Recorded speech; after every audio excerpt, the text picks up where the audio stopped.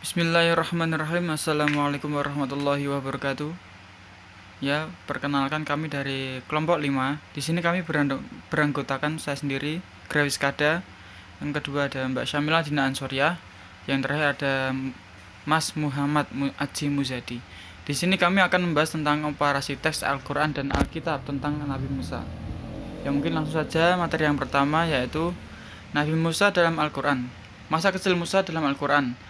Kelahiran Nabi Musa memberikan ancaman kepada dirinya sendiri, yang mana beliau diincar nyawanya oleh keamanan Mesir, yang membuat ibunda Nabi Musa mendapat hidayah dari Allah untuk memasukkan Nabi Musa ke dalam peti dan dihanyutkan dalam sungai Nil, yang kemudian peti tersebut ditemukan oleh istri Fir'aun. Lalu istri Fir'aun itu mengangkat Nabi Musa menjadi anak dan memberinya nama Musa dengan arti ditarik dari air. Yang kedua, masa kecil Musa dalam Alkitab. Masa kecil Nabi Musa mesti melewati macam-macam kendala sebelum kesudahannya benar-benar menerima mandat sebagai orang yang diutus oleh Allah SWT untuk membebaskan bangsa Israel. Misalnya nyaris dibunuh ketika dia masih bayi, dikejar-kejar oleh Fir'aun sampai mesti menjalani hidup sebagai gembala di tanah Midian selama 40 tahun. Itu semua diizinkan Tuhan untuk membentuk wataknya sampai kesudahannya malaikat Tuhan menampakkan diri untuknya dalam peristiwa semak duri yang menyala, tetapi tidak dimakan api. Yang kedua, masa remaja Musa dalam Al-Quran. Ketika Musa menganjak dewasa, Musa membunuh orang Mesir karena memukul orang Ibrani. Itu adalah usaha yang dilakukan Musa untuk membela bangsanya dari penindasan Mesir, namun gagal karena hanya usahanya sendiri dan bukan atas perintah Allah. Namun pada waktu yang ditentukan Allah, Musa dipanggil untuk menebus bangsa dengan cara dan kuasa Allah. Maka kemudian masa remaja Musa dalam Alkitab. Masa remaja Musa dalam Al-Quran.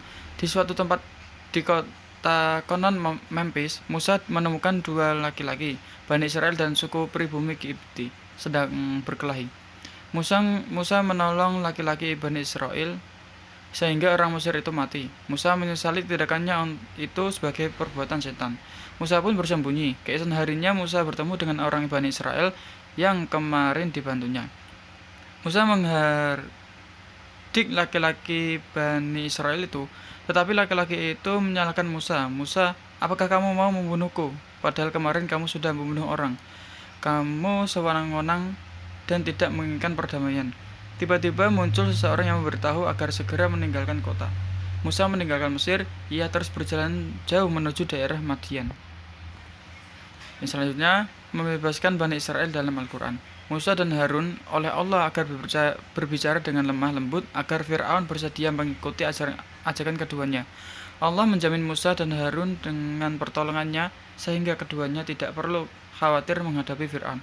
Atas nama Rasulullah, keduanya menghadapi Fir'aun dan segera meminta agar Bani Israel dibebaskan dari belenggu Fir'aun. Kemudian membebaskan Bani Israel dalam Alkitab. Sebelum Musa dipanggil Tuhan untuk membebaskan umat Israel, Allah tidak memperhatikan penderitaan yang dialami oleh umatnya di tanah Mesir. Allah sendirilah yang menjadi penebus bangsanya melalui perantara Musa. Tujuan Allah membebaskan umatnya adalah untuk mendiami tanah yang berlimpah susu dan madu, yaitu tanah Kanaan. Yang kemudian penjelasan lainnya Nabi Musa dalam Alkitab. Kepribadian Musa adalah salah satu seorang pemimpin besar dalam perjanjian lama. Sejak terjangnya dalam dunia kepemimpinan diperolehnya dari setiap pengalaman hidup yang menuntutnya untuk selalu belajar.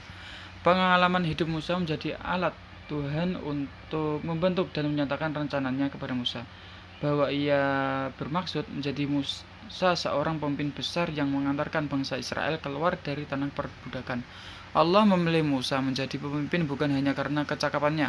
Allah juga bermaksud memperlengkapi Musa dengan semangat dan tidak mudah menyerah, syarat penting yang dibutuhkan oleh setiap pemimpin besar. Mungkin itu saja materi yang bisa kami jelaskan. Kurang lebihnya mohon maaf. Wabillahi wal taufiq wal hidayah. Wassalamualaikum warahmatullahi wabarakatuh.